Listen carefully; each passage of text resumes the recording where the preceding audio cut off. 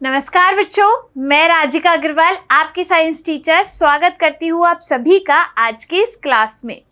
यहाँ पर हम पढ़ रहे हैं कक्षा 10वीं का अध्याय नंबर 24 जिसका नाम है जनन, जिसमें पिछली क्लास के अंदर हम बात कर चुके हैं मानवों में लैंगिक जनन जो होता है उसमें कौन कौन सी अवस्थाएं आती है, इनकी किस तरीके से एक जो मानव है उसमें नर और मादा परिपक्व होते हैं, उनके मेच्योरिटी के टाइम अगर हम बात करें प्यूबर्टी की तो क्या क्या उनके शरीर के अंदर परिवर्तन होते हैं, इन सब के बारे में हम बात कर चुके हैं पिछली क्लास के अंदर।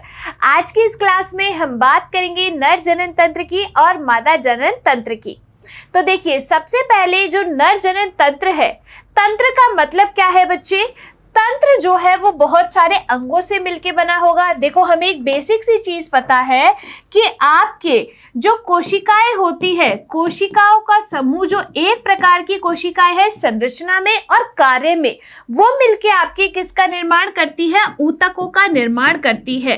और ऊतक मिलके आपके किसका निर्माण करते हैं? अंग का निर्माण करते हैं। और अंग मिलके आपके किसका निर्माण करते हैं? अंग तंत्र बनाते हैं। तो यहाँ पर जो आपका सिस्टम बन रहा है, तंत्र बन रहा है, वहां पर बहुत सारे अंग होंगे। क्लियर?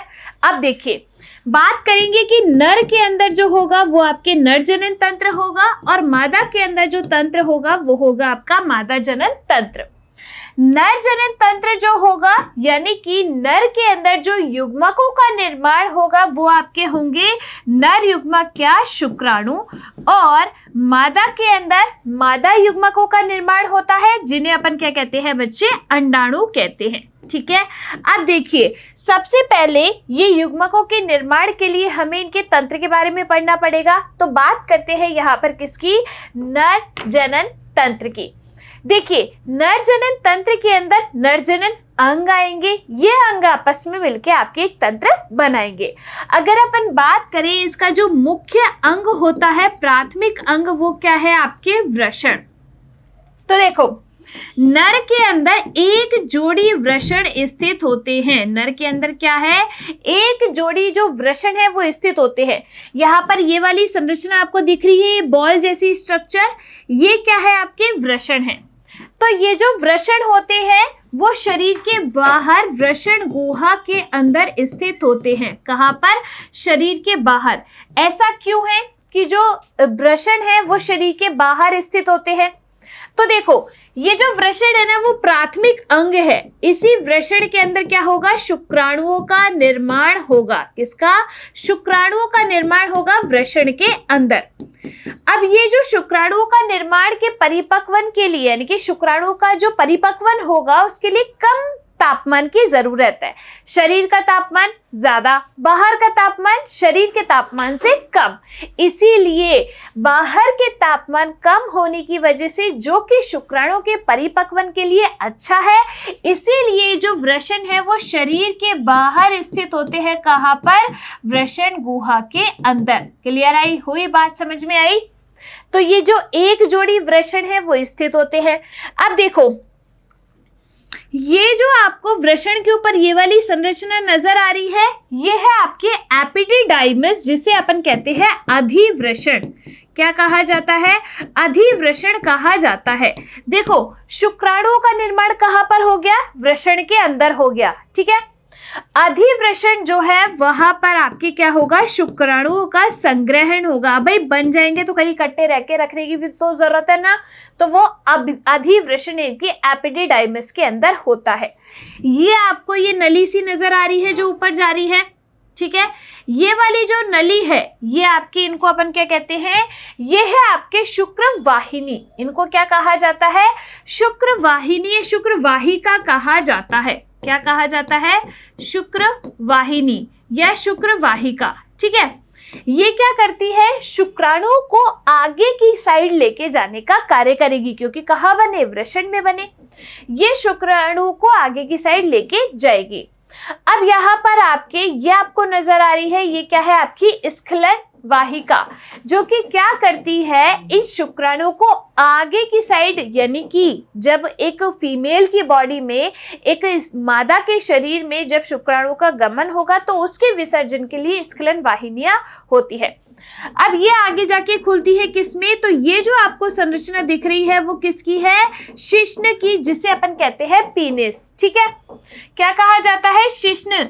तो इसके द्वारा ही क्या होता है कि योनि मार्ग में शुक्राणुओं का उत्सर्जन होता है। इसी शिश्न के द्वारा जो है शुक्राणुओं का, और इसी के द्वारा ही आपके मूत्र का उत्सर्जन होता है। क्लियर, तो दोनों ही काम किसके द्वारा होंगे, शिश्न के द्वारा होंगे। ये सारी चीजें मिलके आपके क्या बनाती है, यहाँ पर ये सब मिलके बनाती है नर जनन तंत्र, और ये सब क्या है, आपके नर जनन अंग है। क्लियर, देखिए एक जोड़ी वृषण होते हैं जो कि क्या करते हैं, शुक्राणुओं का निर्माण करते हैं। वृषण शरीर के बाहर वृषण कोश में स्थित होते हैं। एक जोड़ी शुक्र वाहिकाएं जो कि क्या करेगी, प्रत्येक वृषण के शरीर में जाकर मिलती है और स्खलन वाहिनी बनाती है। एक स्खलन वाहिनी यह मूत्र तथा शुक्राणु के निकलने के लिए सम्मिलित नलिका है। भाई क्योंकि दोनों का उत्सर्जन एक ही जगह से होगा, कहाँ से, पीनिस के द्वारा यानी कि शिश्न के द्वारा।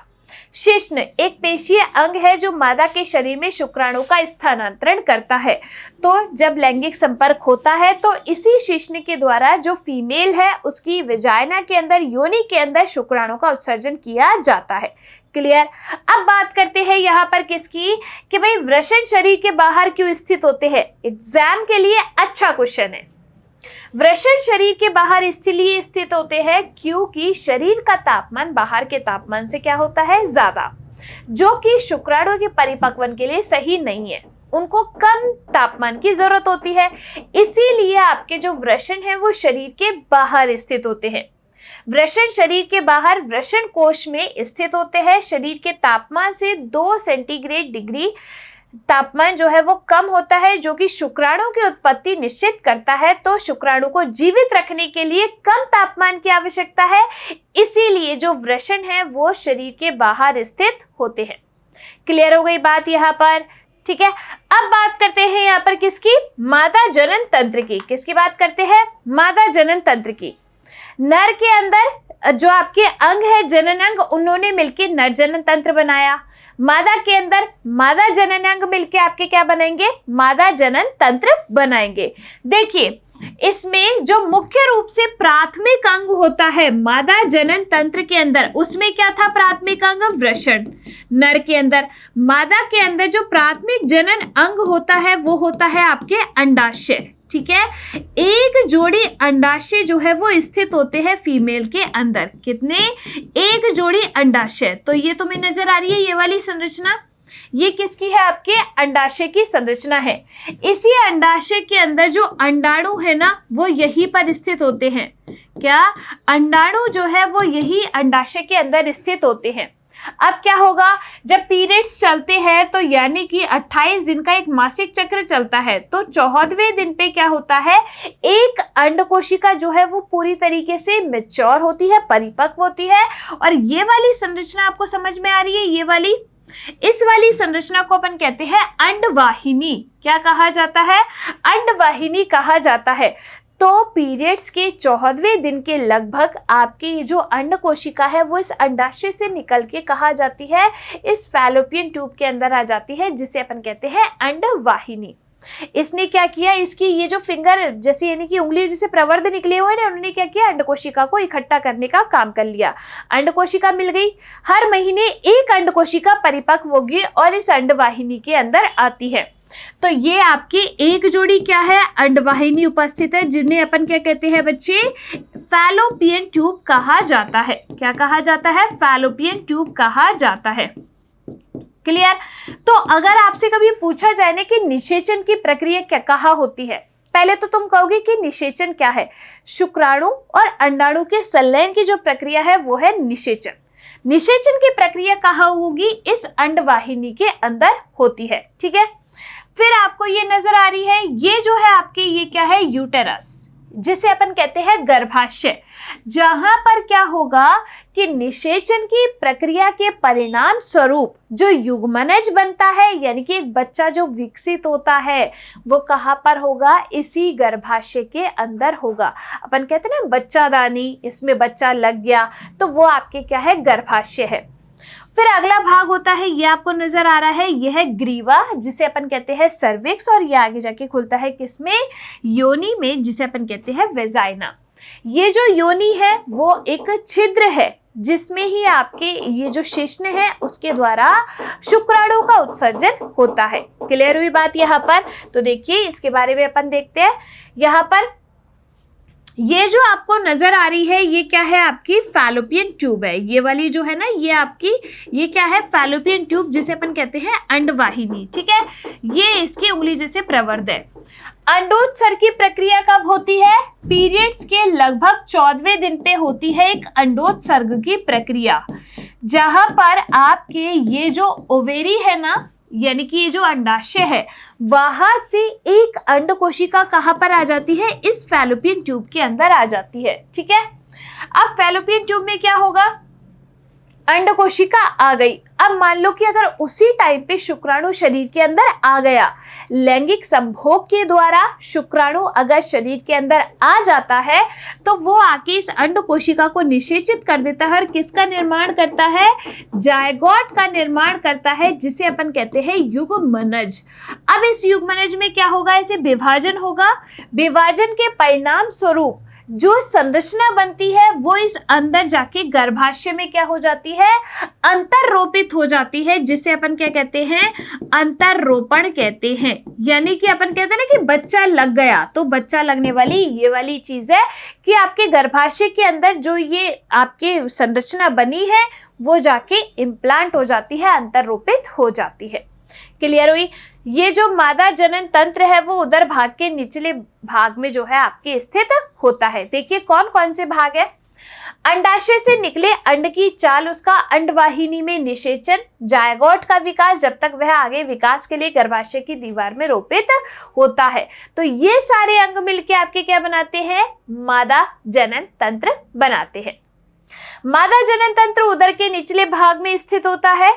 साधारणतः अंडाशय व अंडवाहिनी सभी मादा जंतुओं में पाए जाते हैं। जो जंतु अंडे नहीं देते, बच्चा पैदा करते हैं, उनमें भी गर्भाशय पाया जाता है। क्लियर? देखिए, एक जोड़ी अंडाशय जो कि क्या है, प्राथमिक अंग है किसका, मादा जनन तंत्र का। क्यों? क्योंकि यहाँ पर क्या होते हैं, अंडे बनते हैं। एक लड़की के अंदर जो अंडे बनेंगे वो कहां पर, अंडाशय के अंदर। अब इसी अंडाशय से आपकी एक जोड़ी क्या जुड़ी हुई है, अंडवाहिनियां, जहां पर निषेचन की प्रक्रिया होती है। अंडोत्सर्ग के दौरान जो अंड कोशिका है वो आपके अंडवाहिनी में ही आती है।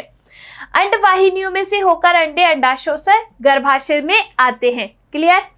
फिर आपके होता है गर्भाशय, तो एक गुहा जहां भ्रूण विकसित होता है। अगर एक अंडाणु को शुक्राणु ने आके निषेचित कर दिया, युग्मनज का निर्माण हो गया, तो भ्रूण कहाँ विकसित होगा, इसी गर्भाशय में ही विकसित होगा। सर्विक्स जिसे अपन क्या कहते हैं बच्चे, ग्रीवा कहते हैं, गर्भाशय का मुख है और योनि जनन छिद्र है, जिसमें ही आपकी क्या होगा, इस योनि के द्वारा ही शुक्राणु अंदर आते हैं और इसी योनि के द्वारा जो बच्चा है वो शरीर के बाहर निकलता है प्रसव के दौरान। तो ये बात हुई अपनी यहाँ पर किसकी, मादा जनन तंत्र की और नर जनन तंत्र की। समझ में आया? कोशिकाओं का, एक जैसी कोशिकाओं का समूह मिलके ऊतक बनाते हैं, ऊतक मिलके आपके अंग बनाते हैं, अंग मिलके आपके तंत्र बनाते हैं। तो नर जनन तंत्र के अंदर एक जोड़ी वृषण है जो कि आपके क्या करता है, शुक्राणु का उत्पादन। वृषण वृषण कोश में स्थित, क्योंकि उसके लिए कम तापमान की जरूरत होती है। फिर आपके अधिवृषण एपिडिडाइमिस जो कि शुक्राणु का संग्रहण करता है। फिर आपके एक जोड़ी शुक्रवाहिका है जो कि क्या करेगी, शुक्राणु को आगे लेकर जाने का कार्य करती है। शिश्न जिसके द्वारा जो शुक्राणु है और मूत्र उसका विसर्जन किया जाता है। मादा जनन तंत्र की बात करें, एक जोड़ी अंडाशय जो कि अंडाणु का उत्पादन करेगा, एक जोड़ी अंडवाहिनी जो कि अंड कोशिका को एकत्रित करने का कार्य करेगी। निषेचन की प्रक्रिया आपके अंडवाहिनी के अंदर ही होती है। गर्भाशय क्या करता है, भ्रूण का विकास गर्भाशय के अंदर होता है। सर्विक्स ग्रीवा गर्भाशय का मुख है और योनि जिसके द्वारा जो बच्चा है वो बाहर आता है और जो शुक्राणु है उसका गमन योनि के द्वारा ही अंदर होता है। क्लियर? ये बात हुई अपनी यहाँ पर नर जनन तंत्र की और मादा जनन तंत्र की। हम मिलेंगे अगली क्लास में, तब तक के लिए आप लोग खुश रहिए, स्वस्थ रहिए। धन्यवाद।